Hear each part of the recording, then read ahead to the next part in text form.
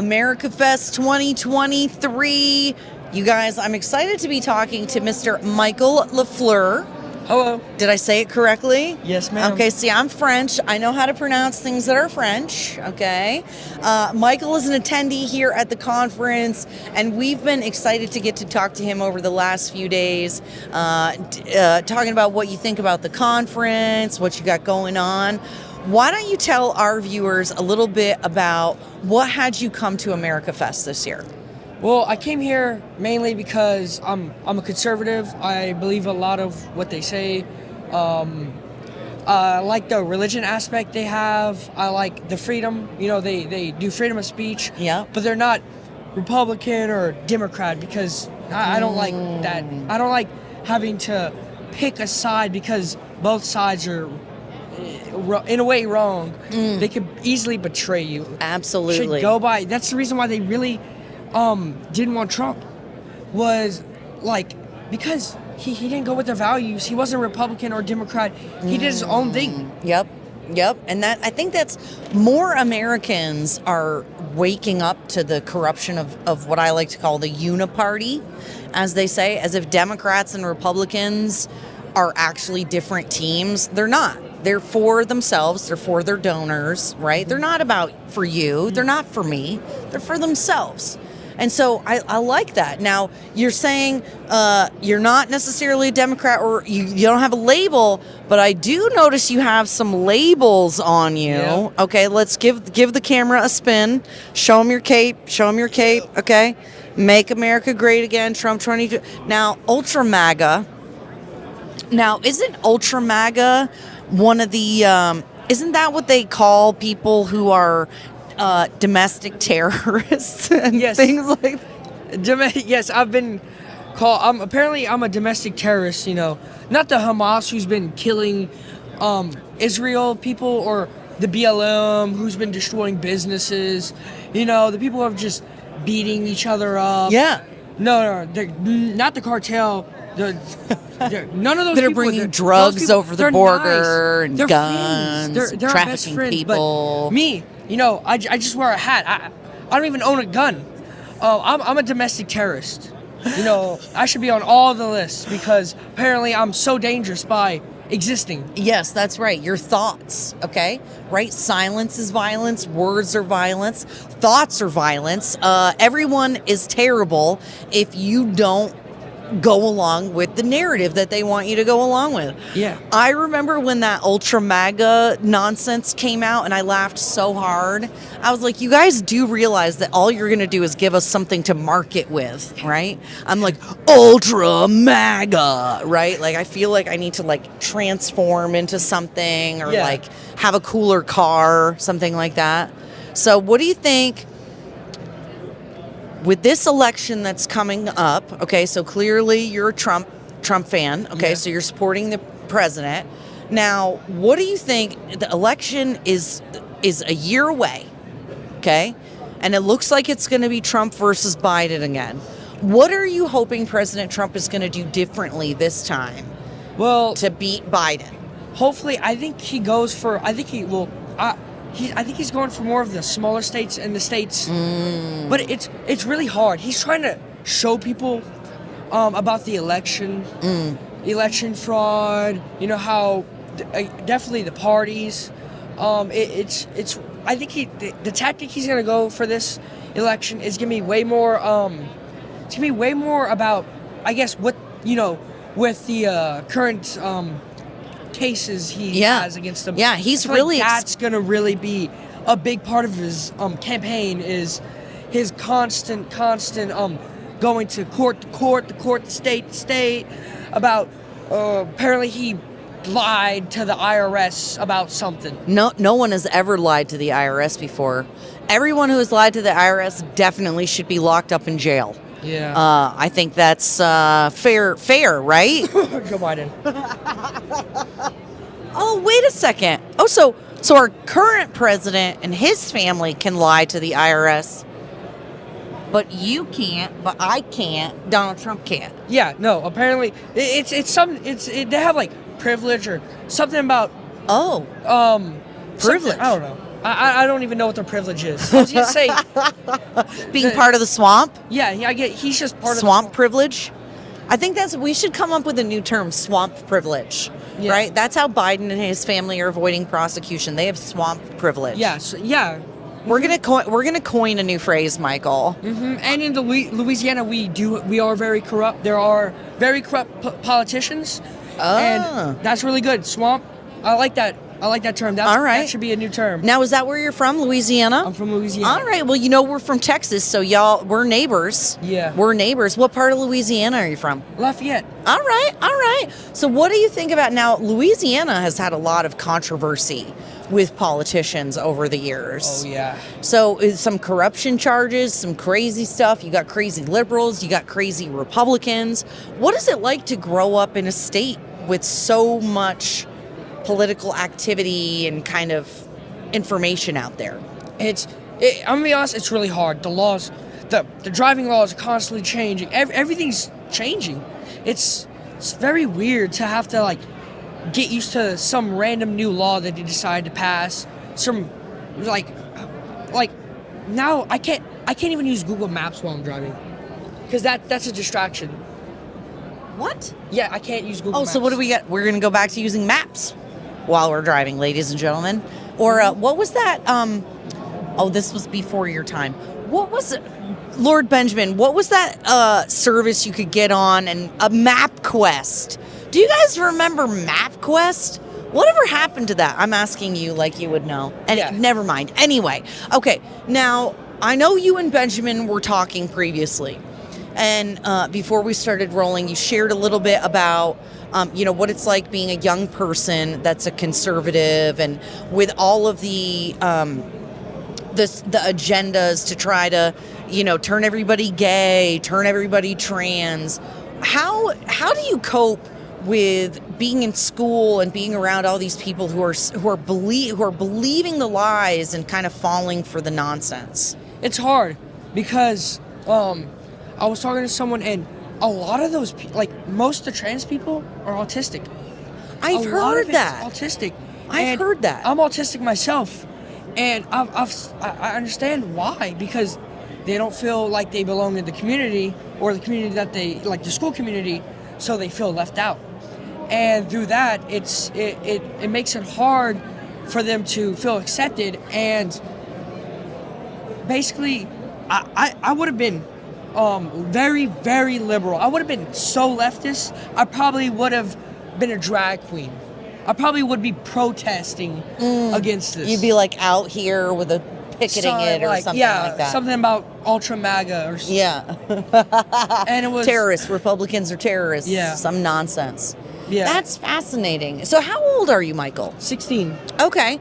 And so do you feel like is it like your parents who have helped you stay grounded? What do you think has helped you, not fall for that kind of stuff? This might sound funny. It's a bit of the Daily Wire, Ben Shapiro, Turning Point, but mainly Andrew Tate. That is actually funny, Andrew Tate. No kidding. Okay, tell me more. I mean, I didn't really know about him. I watched him a lot on the Aiden stream. Okay. And it was the stuff he said. It was stuff that I agreed with. Even though I was going to turn leftist, I didn't agree with that. Yeah. But I wanted to just be in the community. Yeah. And you take another thing on the autistic, you try to take them out of that group, then they would that's why they get so defensive, is because of that's their only group. But back onto Andrew Tate. Okay. It's he's funny. Yeah. He's mainly his backstory on how he went from a poor, terrible childhood. Well, not terrible childhood. He had an amazing childhood with his mom and dad, but his terrible situation he was put in. But how he was able to become one of the richest people in the world, now being prosecuted for some BS. The same card they pulled. Oh yeah. They got to Me Too every man that has any influence on people. If you think about it, Michael, it's not just Andrew Tate. You look at Clarence Thomas, you look at MLK. How many men over the course of time that have had power, influence, and that really speak to and drive young people, the average American, to be self-sufficient, self-sustained, whatever it is. They all are either they're murdered, they're smeared as rapists and womanizers, right? They use that against them. And so we're seeing that with Andrew Tate. I guess we'll see in court whether or not it's true, right? And there's Allegedly. no Allegedly. So Andrew Tate, so you basically, was it the manliness thing that you felt like really spoke to you? Was it like, oh, I feel like that's missing in my life too? It's that I saw you could be successful no matter what background. And it's what he said. It's his brother. Their charities, I mean, they donate millions and millions of most millionaires don't do that. He donates millions upon, well, I sound like Trump, millions upon millions of dollars. Millions. To so charities. Many millions. And, he believes in freedom. He thinks that people should, he believes in basic things that for some reason we don't believe in anymore, even though it's every other time you believe in it, every other country that does, they have successful families. We are declining in birth rates, divorces. You got He's everybody right about on Nobody likes each other. It's divided. We have the two political parties always bashing each other. Yeah, everybody's on antidepressants, miserable, unhappy. We're the unhappiest society that pretty much has ever existed on Earth. So it's almost like saying that there's no such thing as objective truth makes you a miserable person. Yeah, it's almost like when you don't have a God to look up to, you kind of, all the morals go away. It's almost like, they were saying science and God go together. Okay. It's like coding. Science is just coding. Okay. But who makes the coding? Who makes the laws? In the video game, there's rules and stuff you have to follow. That's the game developers who make it. He makes the code and the rules. Science is like the code. The code doesn't own the game. The code doesn't make the rules. That's how I think of God and religion. Ooh, how old are you? 16. Did you just hear Michael dropping bombs? I got teary a little bit. I've never heard anyone describe it that way, but that is so profound and thoughtful. It's so funny. We were talking to someone earlier about how they want to try to they say they want God out of our laws, God out of the government. And yet our whole foundation, the foundation of our law is built on moral law, right? Don't steal, don't cheat, don't murder, right? It's basically the 10 commandments are the foundation of our laws. And yet they want to say that they want to take God out of things. And it's like, well, then if we don't have moral law, if there's no truth, then why can't I rape, kill, steal, destroy? I mean, animals do it all the time. Okay. Elaborate more on that. I mean, you see animals there. I mean, the polar bears, they're natural. They kill anything. They'll kill humans. They don't even have to be hungry. They'll just kill you. There's animals that will just kill you. Yes. Do you know that dolphins will rape dolphins and other things? We're going to have to bleep that part because, YouTube doesn't like the R word. But nature is brutal and violent and terrible. They're like, what separates us as humans? If the left says we're just animals ruled by our base nature, then we should be able to do whatever we want, like the polar bears and the dolphins. If you see, they don't. Furries or now they're humans. I don't even know what are they considered? And creatures, whatever. Okay, they're humans, but they dress up like animals, which is so creepy. They do put us at animal level. But the founder, the person who created God, which was William Penn. Okay. Y'all should go research him. Okay. He said he talked to God. Okay. And his base government was exactly like ours. Ours is based off of him. He founded America, and we based off of him. He made the Pledge of Allegiance. Okay. Under God, indivisible. Indivisible. With liberty and justice for all. Amen. Amen. I love it. Okay, so Michael, before we end the interview, what message would you like to share with the American people, with our viewers? Either about the being here at the conference or the election next year. What's the most important thing that you think Americans need to be thinking about right now? Well, I can tell you one thing. If we don't win this election, there's going to be people who are going to prison. The January 6ers. I mean, there's people who haven't done anything in different states, been proven. I mean, breaking the Fifth Amendment. This election is the most important election. They're not joking. This isn't an election campaign. It is the most important election. If Joe Biden wins again, those people will not be pardoned.